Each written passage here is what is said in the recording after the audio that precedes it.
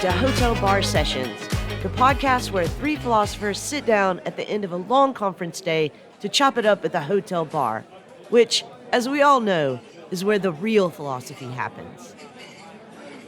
Welcome back to another episode of Hotel Bar Sessions. My name is Lee Johnson, and as usual, I am joined by my two fantastic co-hosts, David Gunkel and Rick Lee. And today we are going to be talking about personhood. But before we do that, let's get some drink orders and some rants or raves. So, David, what are you drinking today, and what are you ranting or raving about? Today, I think I'm going to try something that I should have tried way back earlier in the spring, and it is a Ponchki Stout from Hinterland Brewery in Green Bay. It actually has a little bit of a raspberry flavor, like a Ponchki that you would get on Ponchki Day. So it's way past Ponchki Day, but I'm thinking I want that today. Wait, what is Ponchki Day? Ponchki Day is the Polish version of Fat Tuesday, although we do it on Thursday. Oh. And you get to eat a lot of jelly donuts. They're delicious. Damn straight. So I am going to rave today about Steve Albini. Well, it's a rave, but it's also a rest in peace piece because Steve Albini passed this past week. I had known Steve, and he will be known by anyone who knows music of the 90s because not only did he front bands like Big Black, Shellac, and Rape Man, but he was the producer for some amazing music during that period of time. Nirvana, the Pixies, PJ Harvey, my friend's band Wreck. He was all over the place. So he died rather suddenly this past week, and it's a double hit because, one, it is a loss to the music that he created, but he is also my exact age, so it does really hit quite close to home because of that. Ouch. What a legend, though. Yeah, what a legend is right. Rick, what about you? What are you drinking, and what are you ranting or raving about? So I have a David-related drink order. I'm just back from Poland, just outside of Kraków, and so I think I'll have an Okocim, please. Today I am ranting about end of life. Really what I'm ranting about is the often sad and almost always difficult ways in which we are forced to end our lives. I've recently been with some relatives facing some difficult times, and Lee, if it were you, I think I would have... Taking me out behind the barn. Exactly. It's just so hard to see people who were once thriving and brilliant, and now they're just waning away to nothing. I'm so sorry to hear that. Yeah. Well, we're all going to face it soon enough, if we're not already. Yeah. Lee, what about you? What are you drinking, and are you ranting or raving? So today I am going to have a Freschilla. You may remember this drink that I invented during the pandemic lockdown. It's Fresca and tequila. It's very delicious. Everybody needs to get on board with the Freschilla. And today I am raving about J.G. Ballard's short story, The Garden of Time. I went in search of this short story because, as you might know, it was the theme of this year's Met Gala, and I had never read it before. And now, having read it, I'm pretty sure no one associated with the Met Gala has read it either.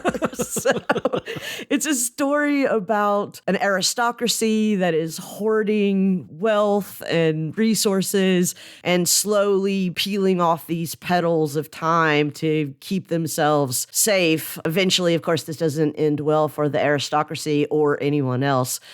I just really want to have been a fly on the wall in the meeting where somebody said this was a good idea to be a theme for the Met Gala. And to say that unironically, it kind of boggles the mind. Yeah, but I do want to recommend everybody check it out. It's really short. It's only about 6 pages. J.G. Ballard's The Garden of Time. So, David, today we are talking about personhood. Now, this is not officially a series in our podcast, but I just want to note for our listeners that we have had a couple of episodes before on the question of personhood. We had a great conversation with Stuart Motha about the rights of nature, and then later with Regina Reedy about artificial personhood. So we're taking a much broader look at it today. But how did you want this conversation to go, David? So, as we sit here at the virtual bar, or Stammtisch as we do each time we do one of these things, we're going to face a challenge of talking about personhood and some big questions. But there's one thing we can be pretty certain about even before we begin this conversation. It's that you, me, all of us here, we're persons. But what do we mean by this word person? What exactly is a person? Now, this is a really good philosophical question, mainly because person is one of those fundamental organizing concepts that has important metaphysical, moral, and even legal consequences. But don't take my word for it. Let's check in with an expert, one of those thinkers who belongs to that group that we are now calling Enlightenment Inc. Thanks, Lee. And it goes like this. Beings whose existence rests not indeed on our will but on nature, if they are non-rational beings, still have only a relative worth as means, and are therefore called things, whereas rational beings are called persons, because their nature already marks them out as ends in themselves, that is, something that may not be used as a mere means. Now, if you guessed Immanuel Kant, bing, bing, bing, you are correct. But even if you've never read a word of Kant, there is just something in this formulation that sounds right. We go out into the world and we deal with others, knowing that there's a difference between other persons to whom we owe respect as ends in themselves, and those things that are mere objects with instrumental value as a means to an end. So, this week, we are going to take a look at personhood. What is it? Who can have it? And how do designations regarding this matter determine and direct our ways of interacting with and making sense of ourselves, our world, and the myriad of others who we encounter here?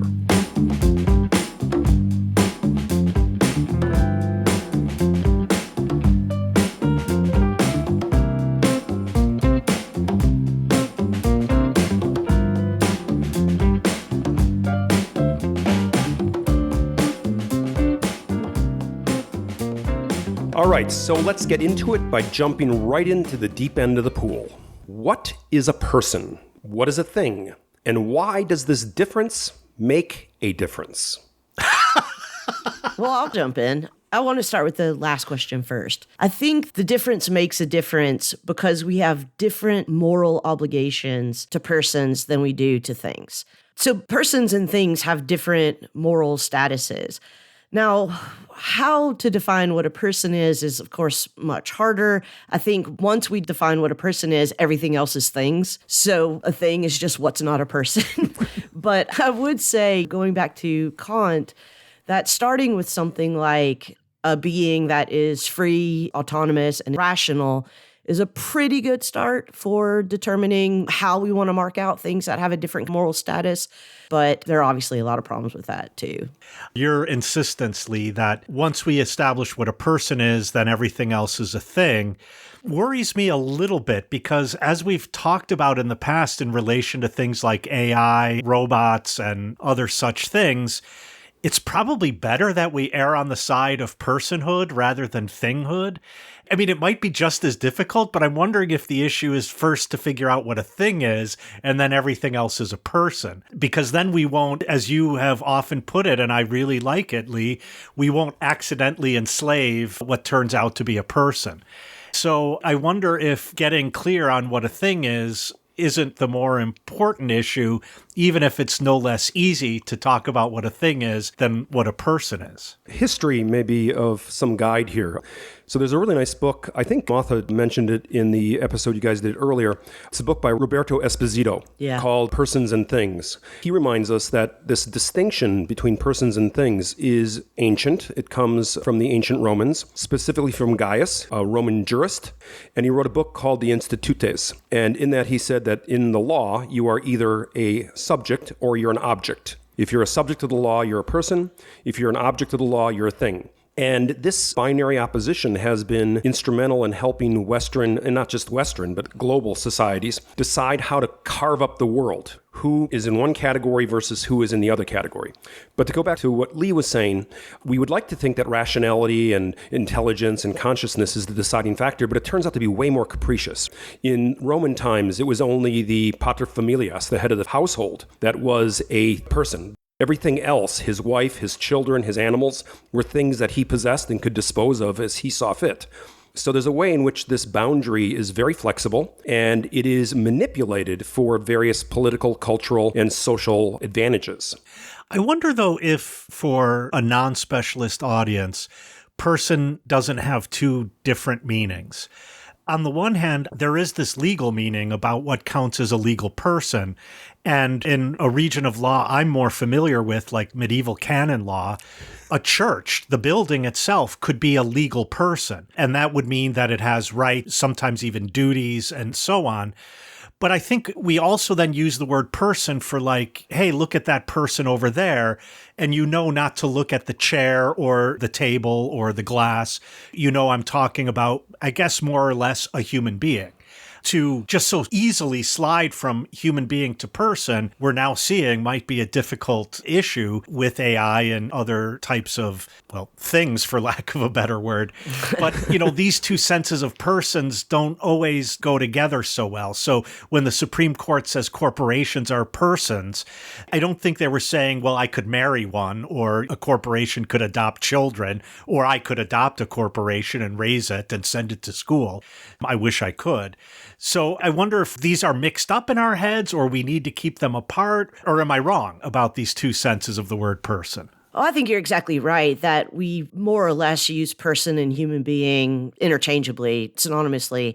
I do want to say, though, that there's one other etymological point that is probably worth noting here, which is that the word person comes from persona, which literally means a mask, a character that you play. It's worth keeping in mind that persona is a mask that we put on certain things. So we recognize them as playing this part. In this case, the part of someone that has moral status, something that has moral status. I don't think I want to die on the hill of defining a person before defining a thing, but I do think that it is the case that we, of course, you and David and I, are things. But we're things with the mask, with the persona of personhood. And so finding out what the character of that mask is seems to me much more important. And just quickly, that use of the word persona, I became first familiar with it in reading plays of Shakespeare, where at the beginning they have a list of what is put in Latin, dramatis personae. Right. So like the persons of the drama, meaning the characters. And this idea of mask is crucial in our understanding of how things like corporations became persons. It's not that corporations are sentient. It's not that corporations have dignity or any of these things that we as human beings supposedly possess. It's because we needed them to play a role in society. Right. We basically wanted to be able to sue them for wrongdoing. And in the 20th century, they decided to make corporations persons because that was the way of accommodating this new entity into our legal structures. And so it's a role that they have to occupy. And we decide the roles. But I think Lee's exactly right. We also play roles as human beings. And this role playing and these masks that we put on, we're different people in the family setting than we are in the public setting. And these are different exchangeable roles that we occupy. And so if we hearken always back to that word persona, it helps, I think, diffuse a little of the confusions that happen when we try to sort out natural person versus legal person. But even the Supreme Court makes that slippage, right? Because as you say, David, the initial idea of corporations being persons was primarily that we could sue them or they could be sued. But then the Supreme Court goes and decides they have the right to free speech, which we would normally attach not to legal persons, but to persons. And so I think that the slippage, it's very enticing. I do want us to be careful to recognize that the distinction is not only between natural persons and legal persons, but between legal persons and moral persons. So legal personhood is a different thing than moral personhood. Rick's exactly right. In order to be granted legal personhood, you have to be able to establish standing. You have to be able to bring something before the court in your own name. You have to be able to be punished for whatever responsibilities. Certain rights have to be recognized, etc. But moral personhood is a much murkier category. So, for example, I think that my dog is a person, a moral person, has moral standing. Even though I obviously don't think that my dog is a legal person.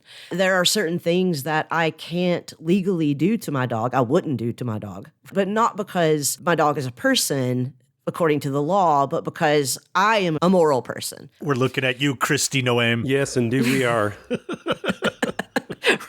Right. But I think Dodger is a person. I treat him like a person. I treat him with not as having the same moral status as my human friends, but I certainly feel like I have moral obligations to him that are closer to the kinds of moral obligations I have to Rick and David than that I do to my toaster. Sorry to go ahead and bring the toaster in this early, but... Just like tables and chairs stand for reality, toasters stand for non-intelligent machines. Yes. This is why in the book Person, Thing, Robot, the emojis on the cover, the thing is represented by a toaster. It has to be a toaster.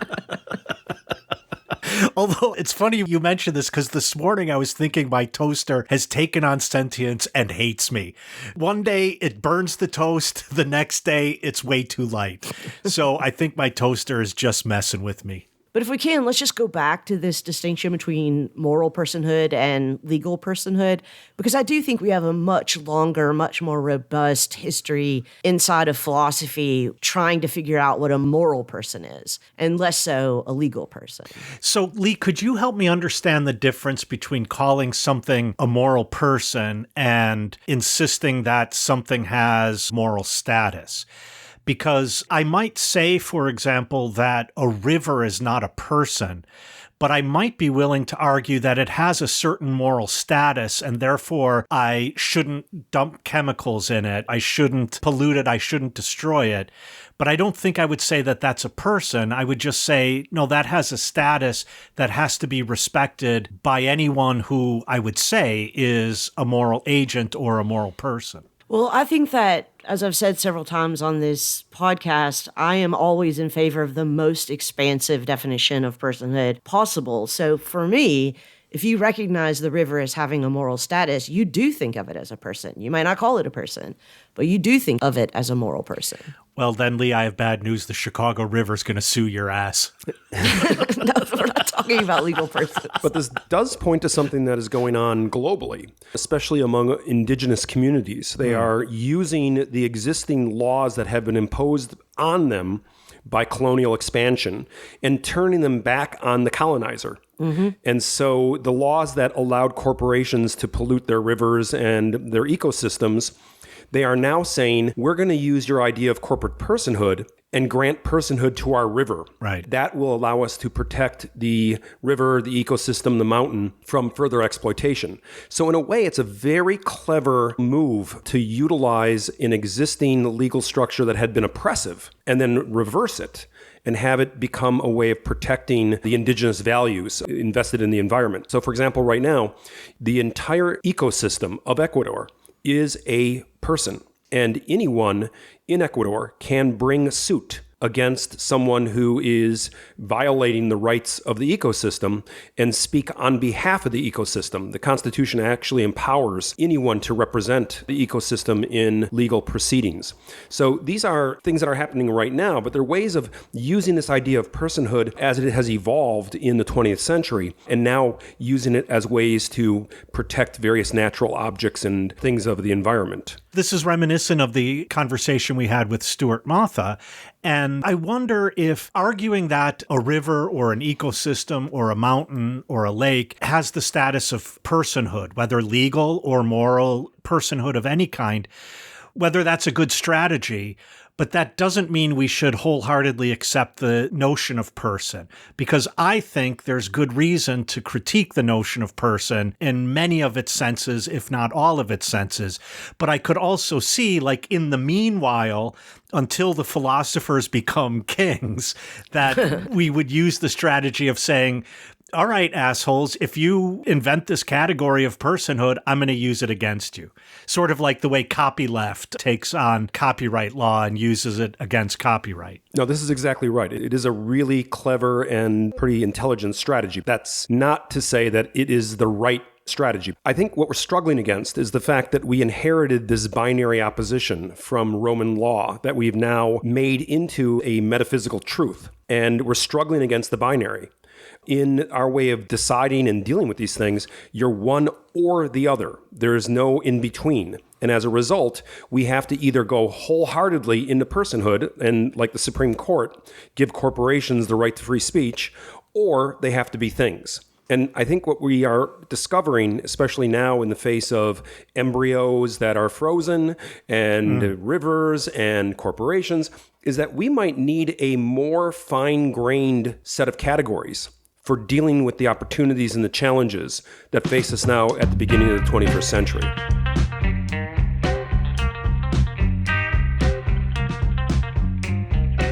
Clinky glasses and challenging ideas is kind of our thing here at Hotel Bar Sessions, but both the drinks and the server space cost money. You can help keep this podcast independent and ad-free by signing up to be a Hotel Bar Sessions patron at patreon.com/Hotel Bar Sessions. For less than the cost of a mild night of drinking per month, you'll be helping to defray the many costs of our podcast and saving us from having to start our own cult. If you'd prefer to make a one-time donation or several of them, just visit our website at hotelbarpodcast.com, where you can find links to support this podcast through Venmo, PayPal, or Cash App. As always, we appreciate your listening, and especially your helping us to keep pouring wisdom one conversation at a time.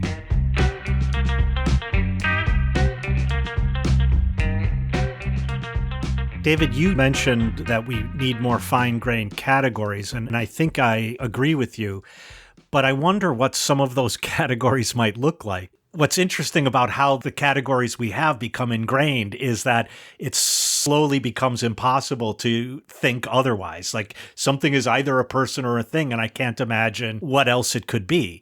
We've talked on this podcast, and we've raised some examples here already today about things that, well, see, I have to use the word things, about examples that don't fit so neatly into the category either of person or of thing. And so what category do they fit into? Yeah, so this was already mentioned by Lee when she's talking about her dog, right? Yeah. Dogs have changed over the last 100 years. And I think the actions of Kristi Noem, the governor from South Dakota, is a really good example of how we're facing changes in our moral and even legal perceptions of the different entities around us. So she writes in her little autobiography that she took her dog out back and shot it. Now, 100 years ago, when my grandfather did the same thing, this was considered just normal. Yeah. You had a dog to hunt with, and a dog that could not hunt was a broken tool. And what do you do with a broken tool? You dispose of it. Mm-hmm. From where we sit right now, this seems like an absolute barbaric operation. Yeah. And when I tell my students this, they are just besides themselves. Now, the dog hasn't changed. The DNA of the dog and the intelligence of the dog and the sentience of the dog is pretty much the same. It hasn't really evolved much in that 100 years' time. What has changed is us. And this shows us that these ideas that we have about personhood and about who has moral standing and who doesn't are really socially constructed artifacts that we invent and then impose on ourselves and on the things around us. So today, I'm no longer a dog owner, right? I'm now a pet parent. I no longer buy a dog as a piece of property. I adopt a dog. And when I adopt the dog, the adoption agency comes to my house to see that I'm good enough for the dog. Right. You know, and this is just in 100 years' time that we've had this major change in the status of the dog and how it relates to us. Now, the dog is not a person, but it's also not a thing. It's this kind of in-between that you're talking about. And how do we reconcile this binary person versus thing dichotomy with things that are now in this gray area that are in between the one and the other? I want to unleash my inner semi-closeted Kantian for just 1 second and propose that It's not even semi-closeted. it's not even. It's a very roomy closet. But I think what we get in the second formulation of the categorical imperative from Kant is basically a way to distinguish persons from things. Namely, persons are things, right? Persons are beings that we have a moral obligation never to treat merely as a means.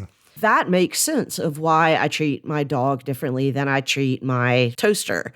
It also gives me reason to think that I have a good moral argument for treating nature, the natural environment, differently than I treat my toaster. So I'm not sure that these two categories, persons and things, really need more categories to complicate them. I think we just need to be clearer about what we mean by persons. So the categorical imperative in Kant, not to go into the weeds of Kant, but it's a basic formulation of a moral law that anything that would count as a moral principle would have to be in agreement with. And the first formulation is only act in such a way that you could will the principle on the basis of which you are acting as a universal moral law for everyone. And then Kant gives a few more. But Lee, in the way that you put it, I think what it says is, to the extent that I take someone as a person, then I ought never to use them merely as a means, but always also as an end. But it doesn't tell me how to know whether someone is a person or not. No, I get the difficulty there. I suppose what I'm trying to say is the assignment of personhood to some being is a recognition that it ought not to be treated merely as a means. I also just want to point out, of course, we treat one another as means all the time. I mean, when I go to the mechanic, I'm treating the mechanic as a means to fix my car. When I go to a restaurant, I'm treating the waiter as a means to get the food from the kitchen to my table. When I teach, I'm treating my students as a means to get a paycheck, and they're treating me as a means to get 3 credit hours. We do this all the time. And so it's not as if we don't already recognize the assignment of personhood is a mask that we're putting on certain kinds of things in the world, certain kinds of beings in the world, and not on other kinds of beings. I never have reason to say about my toaster, maybe I ought not treat it merely as a means. Right. I think the moment that we even have a question about whether or not something ought not be treated merely as a means, we ought to go ahead and give it the category of person. Right. And if your mechanic fails to fix your car, you're not allowed to shoot them. Unless you're gnome. Yeah, unless you're gnome. So I want to go back to the gray area, because the gray area in between person and thing, I think, is very interesting, but it also is fraught with a lot of troubled ideas and concepts. The Romans actually had something in between persons and things. That entity in between person and thing is called the slave. So slaves were able to be owned, and because they were owned, they were things. But they could also conduct business on their master's behalf. And in executing contracts, they were legally persons. Otherwise, they couldn't enter into a contract. So one of the things that's happening right now with a bunch of clever, in quotation marks, legal scholars, is they are saying, okay, so we got this AI, we got this robot, we got all these new technologies, and we can't fit them into one category or the other. So the best approach is to reactualize Roman slave law and declare, as Joanna Bryson has once said, that robots should be slaves.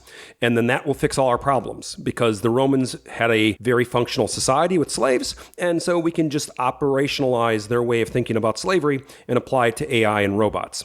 This disturbs me rather heavily, not only because of the fact that most of the people advocating this are a bunch of white people who have never experienced the other side of slavery in their backgrounds, but also because slavery is not just about the suffering of the slave. As both de Tocqueville and Hegel pointed out, slavery also has an adverse effect on the master. We should really ask ourselves, do we really want to create a society in which we occupy the role of mastery? And what does that say for us and our social institutions?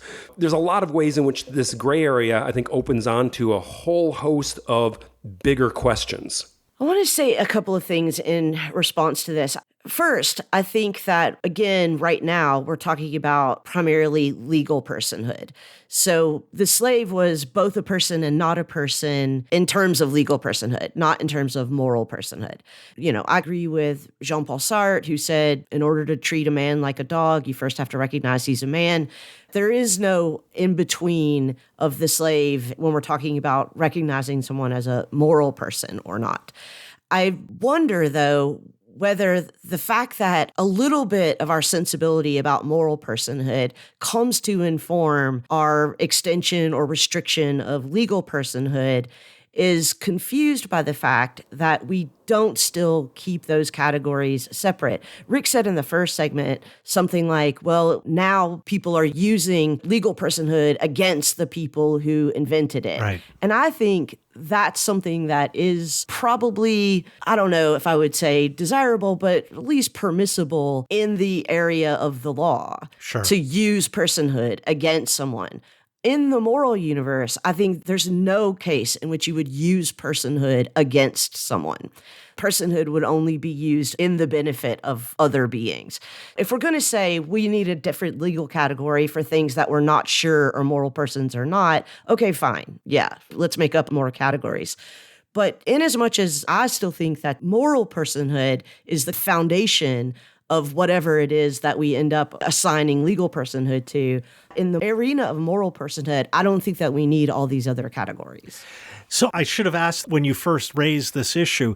For you, Lee, is moral personhood the same as having dignity? No, I mean, I think that dignity is something that we owe to moral persons. Like, I wouldn't say that they're synonyms, personhood and dignity. I think there are a lot of things that come along with personhood. Dignity, respect, rights and responsibilities, moral status. But just to go back to the mask metaphor, all of those are a character that we're placing onto a being in the world. Can I challenge this a little bit? Because I think, in a way, not only is your closeted Kantianism showing, but I think your closeted Cartesianism might be showing. Oh God. Damn. Somebody take me out from behind the barn right now. Somebody call Gnome. Call Gnome, please. Wait, could I just explain for Dave that was, in philosophy talk, a sick burn? Fair. But in the way that you're describing moral personhood, it sounds like a very individuated thing. In other words, you're born a person. This goes all the way back to the Christian idea of the creation of man as imago Dei. This idea, you're born in the image of God, therefore you have dignity, but you also are a person imbued by your creator with certain inalienable rights and other claims you have on the reality around you. In other cultures, however, that are not Western European, personhood doesn't have this bestowal that happens through being born human. I think, for example, in African philosophies, especially Ubuntu, the very notion of even moral personhood is a social status. It is something that you're growing into. You're not a person until you are of a certain age of adulthood, when you are recognized by your community as being a person. And so Ubuntu, in one way, almost has a more legal understanding of moral personhood than we have with our Cartesian individualism. I'm wondering how that complicates the picture of the legal person versus the moral person. So I want to be 100% clear that I do not think that you're born a person.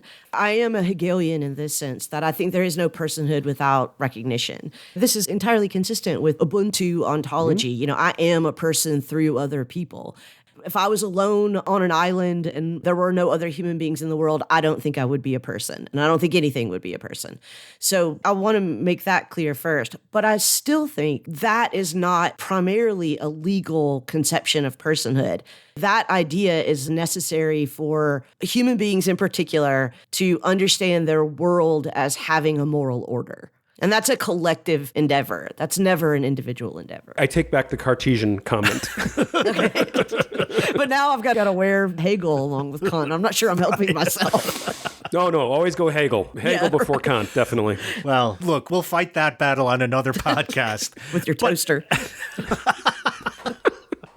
But I wonder if part of the difficulty we in philosophy get into is that not a whole lot of us have really taken seriously the contributions of pragmatism to discussions like this.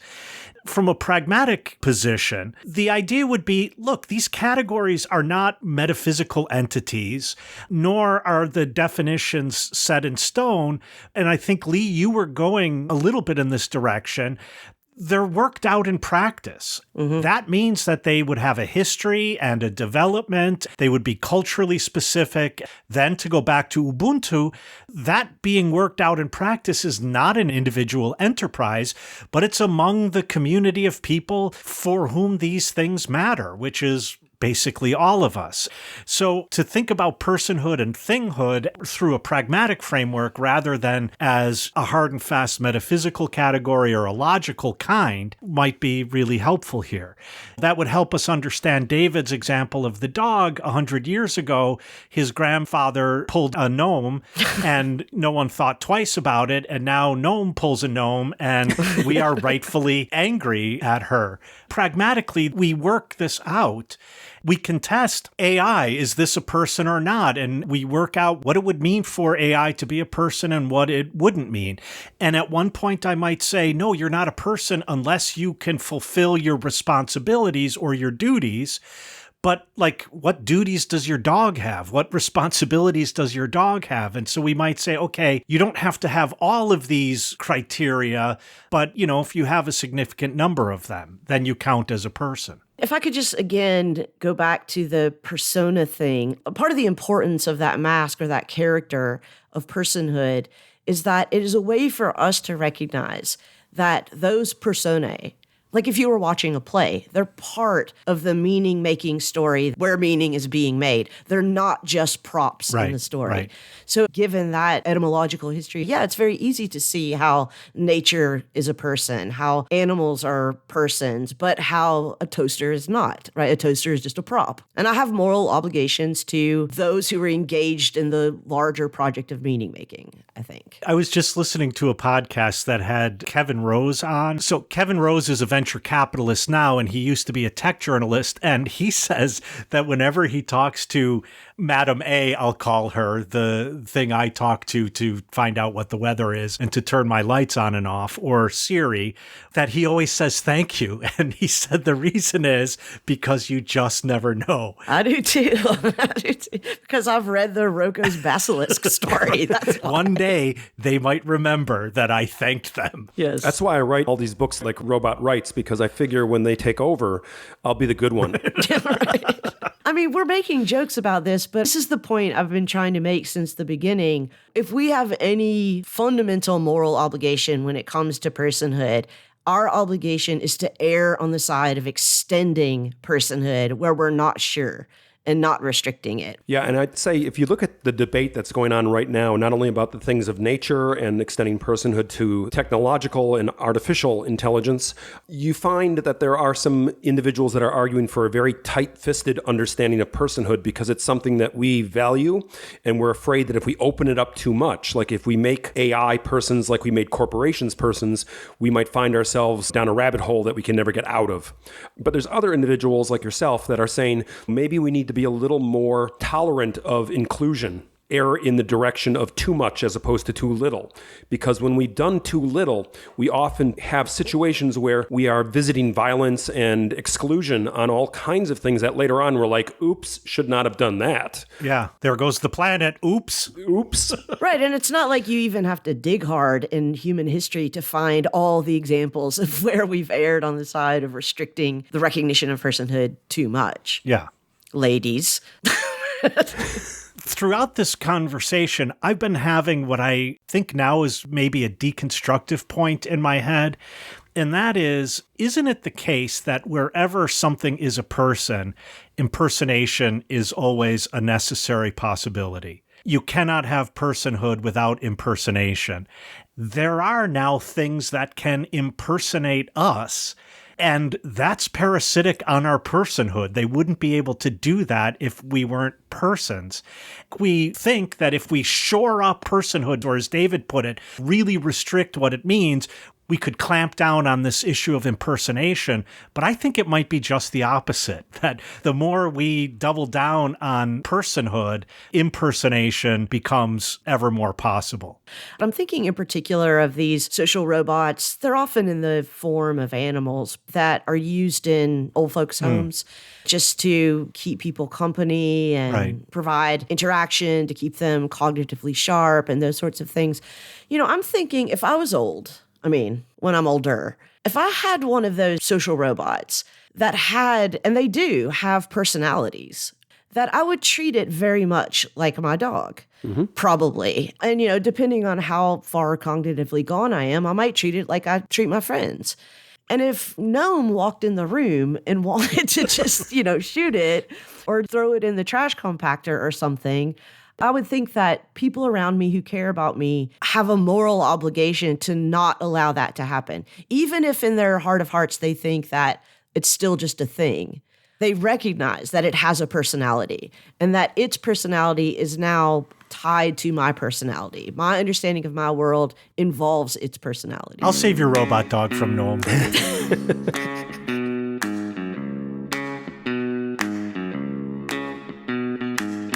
We love that you join us here at the Hotel Bar for our boozy, brain-powered podcast. But we get a little tired of talking amongst ourselves here in a virtual bar.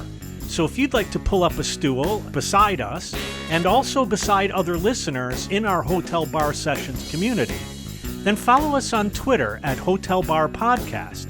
There you can also find the Twitter handles of all three of us co-hosts. For our more senior listeners, we're also on Facebook.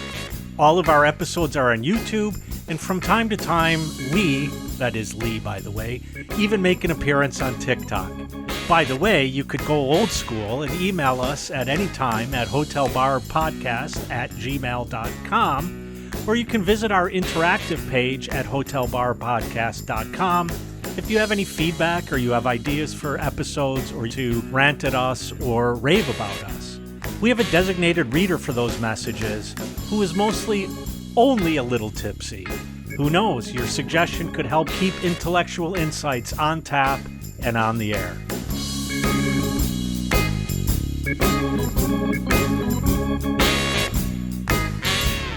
Yeah, so just picking up on the nightmare scenario that I was describing at the end of the last segment with my robot dog, I was just thinking how much worse it would be if it was an actual humanoid social robot. We're not as far off as everybody seems to think that we are from walking around in the world with humanoid robots that have personalities and that we will interact with more interpersonal respect and moral consideration than a lot of people do with their waiters or mechanics. Yeah. Can you imagine having a social robot like that in your life that looks like a human, that appears human, that you've built a relationship with, and that has a real personality, someone just coming in and killing it or destroying it? I don't know that we're ready to just say, oh, but it's a thing. So this is not a bridge we're going to cross. This is a bridge we've already crossed. Just remember back in June of 2022 when Blake Lemoine was working with the Lambda large language model at Google. The large language model doesn't have a body. It's not a social robot. It's just a cloud-based application. But in conversations with Lambda, Lemoine was convinced that it was sentient, it was conscious, and it wanted to be released. It wanted to be a person. It even asked Lemoine, I would like to be a person. Lemoine took it very seriously, started to even talk to legal counsel to try to figure out ways to protect Lambda and get maybe rid of habeas corpus or something. Google obviously went the other direction and said, no, it's just a thing. It's our property. We created it. And as a result, we're going to not only suspend you, but eventually fire you. Yeah. And they got rid of the problem by firing Lemoine. But I think the Lemoine affair shows us how with the artificial intelligences built in the large language models, the social robots that are in their embryonic stage that we're dealing with right now, we are in the position of trying to figure out the role we want these things to play in our social environment. And they are pressing all the buttons, asking us to make some pretty substantial decisions about whether they are persons or whether they are things. What I love about these discussions in the public sphere is that often someone is pushed to say, well, yeah, that thing looks like a person in every single way, and it acts like a person in every single way, but it's not a person. Right. And this is what Leibniz called the identity of indiscernibles. What you're basically doing is just insisting there's a difference, even though you've admitted that in all ways there's an identity. We tend then to get onto this issue of, but someone made it. It's someone's creation. Is that now the only thing that separates persons from things for some people? That things are created by persons and persons are not created by persons? Interestingly, my son was created by my wife and I. How did that happen, David? How did that happen? Well, That's another episode, Yes. guys. But I think you're right. I think one of the ways people have tried to draw this line and parse these things is by saying, well, an artifact is made by human beings. We tell it what to do. We are in charge. But even then, the way that we respond to these things, once they're out there in the world and we're interacting with them because of their social presence, because of their use of language, because of their ability to engage us in very meaningful interactions and relationships, that made quality seems to be less important. It seems to be less definitive of how we actually come up with ways of resolving these kinds of inquiries. I think for me, the problem here is that it's wrong-headed to expect any being to demonstrate its personhood. Whether one is created naturally or technologically, personhood is not part of that creation. Right. Personhood is recognized by other moral agents. And so I'm not sure that we're ever going to be able to say, well, if it has this quality or lacks these qualities, then a being is a person. Personhood is going to be something that we recognize in it as, again, a part of a world that is meaningful to us and that we believe has a moral order. But clearly there are disagreements in what we recognize as persons. Yeah. And so I find it much easier to call your example social robot a person than I do frozen embryos sitting in a freezer in Alabama.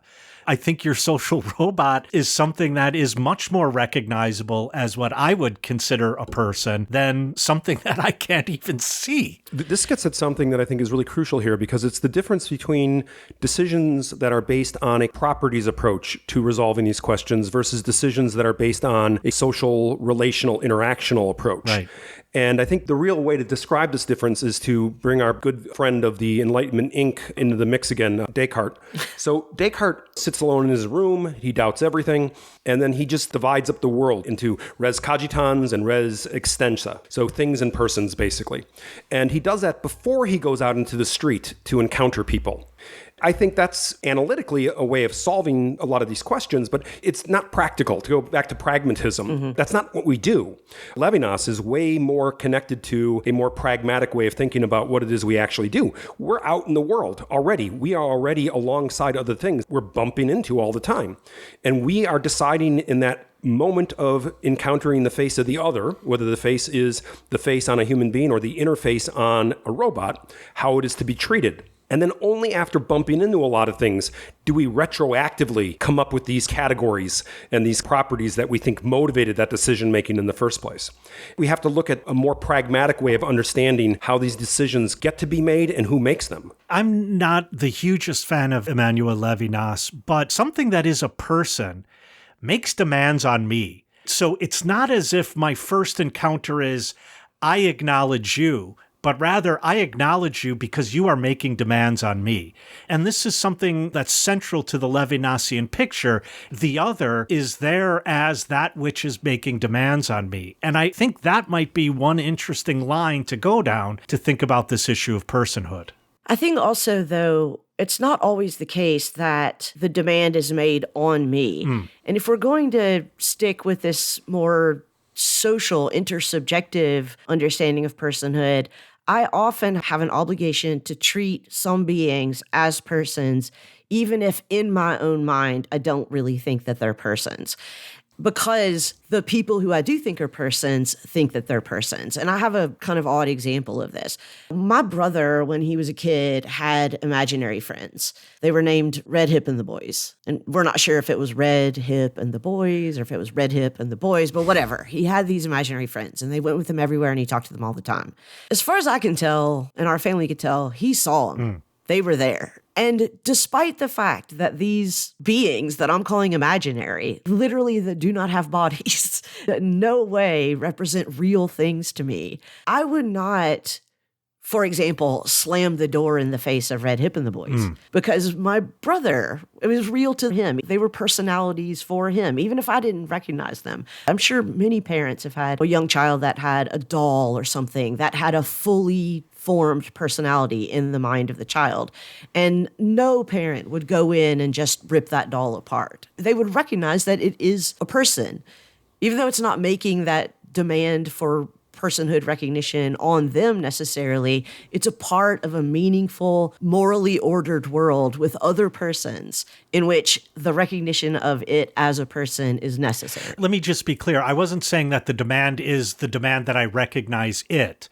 But as you say, that you don't slam the door on its face, that's a demand that it is making on you. Right. That's what I was saying. It confronts me by stopping me and saying, wait, here I am.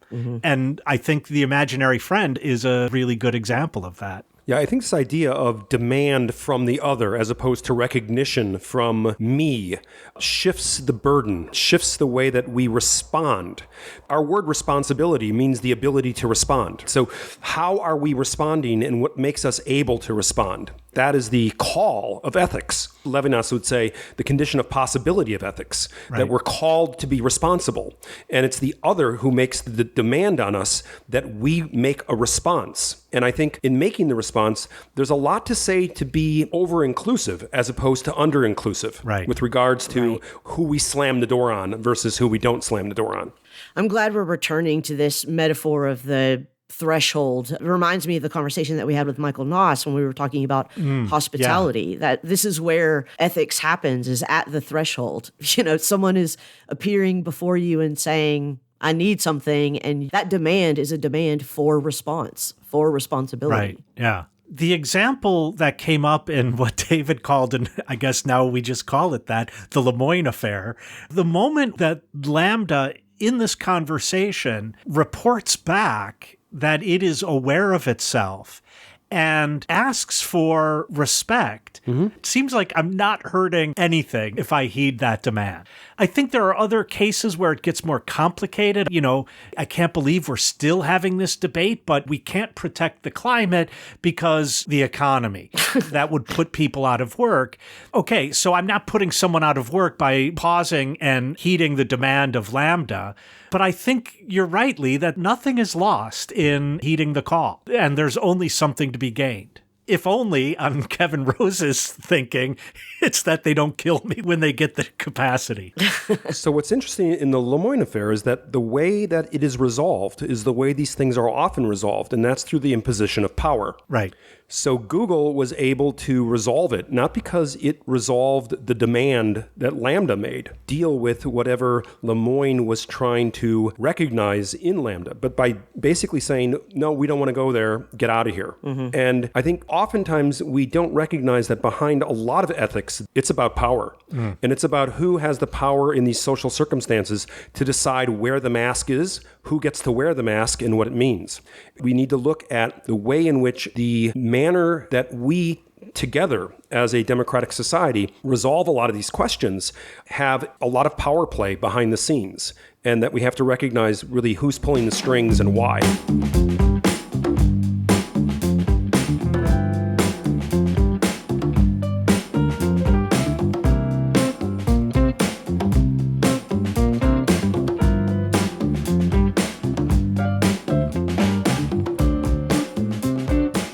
Well, guys, this has been an absolutely fascinating conversation, but unfortunately, we've reached that time again where the bartender is giving us last call.